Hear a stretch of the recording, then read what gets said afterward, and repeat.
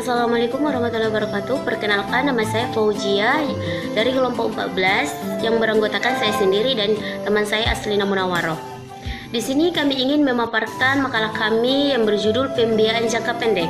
Materi pertama yang dijelaskan oleh saya sendiri yaitu pengertian pembiayaan jangka pendek.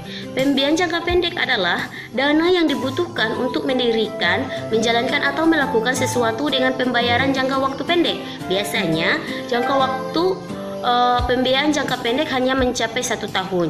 Di sini ada jenis-jenis pembiayaan jangka pendek. Yang pertama, pendanaan spontan. Pendanaan spontan ini adalah jenis pendanaan yang berubah secara otomatis dengan berubahnya tingkat kegiatan perusahaan. Misalnya, dilihat dari penjualan perusahaan atau merupakan jenis pendanaan yang diperoleh dari operasi normal perusahaan. Dengan dua sumber pembagian meliputi hutang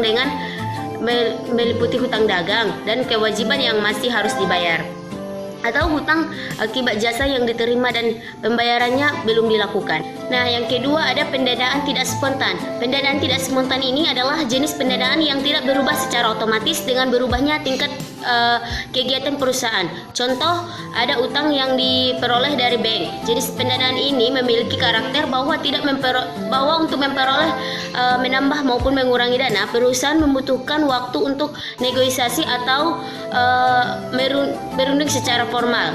Ada juga beberapa bentuk sumber dana tidak spontan, antara lain yang pertama conditional paper, merupakan surat jangka pendek atau jangka waktu 30-90 hari tanpa jaminan yang dikeluarkan perusahaan besar dan dijual langsung ke investor. Biasanya hanya perusahaan besar yang bisa mengeluarkan commercial paper ini. Yang kedua ada pinjaman kredit.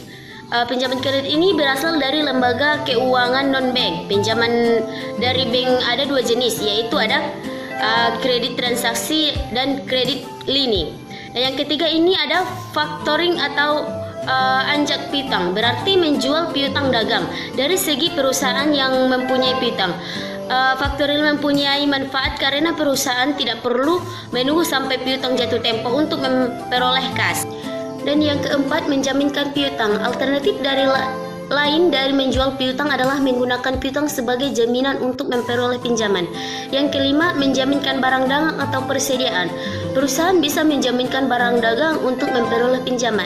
Yang keenam, ada akseptasi bank, merupakan pernyataan kesanggupan bank pengaksep untuk melakukan pembayaran atas suatu wesel berjangka yang diterbitkan eksportir. Nah, yang terakhir ini ada repos. Repo ini suatu perjanjian antara penjual dan pembeli atas efek-efek di mana penjual berjanji untuk membeli kembali efek-efek yang dimaksud pada harga yang disepakati bersama dan pada jangka waktu yang telah ditentukan. Lalu, bagaimana pembiayaan jangka melalui bank dan pembiayaan secara non-tunai atau kredit? Nah, materi selanjutnya akan dijelaskan oleh teman saya Aslina Munawaroh. Wesel bayar euro. Salah satu metode yang paling banyak digunakan adalah menjual euronotes atau sekuritas utang tanpa jaminan. 2. Surat berharga euro. Selain euronotes, dari MNC juga mengeluarkan euro komersial paper untuk memperoleh pembiayaan dalam jangka pendek. 3. Pinjaman Eurobank. Pinjaman langsung dari emit Eurobank umumnya digunakan untuk mempertahankan hubungan dengan Eurobank. Pembiayaan internal dapat diartikan sebagai dana yang memperoleh dari kelebihan arus kas anak-anak perusahaan yang digunakan untuk melakukan pembiayaan terhadap MNC. Alasan MNC memilih sumber dana dari luar negeri. Yang pertama, pembiayaan asing untuk mengompensasi arus masuk kas asing. Yang Yang kedua, pembiayaan asing untuk mengurangi biaya. Yang D, pembiayaan melalui portofolio mata uang. Meskipun pembiayaan asing dapat menghasilkan pembiayaan yang lebih rendah, namun beban pembiayaan asing seiring waktu sangat tinggi. E, menentukan suku bunga pembiayaan efektif.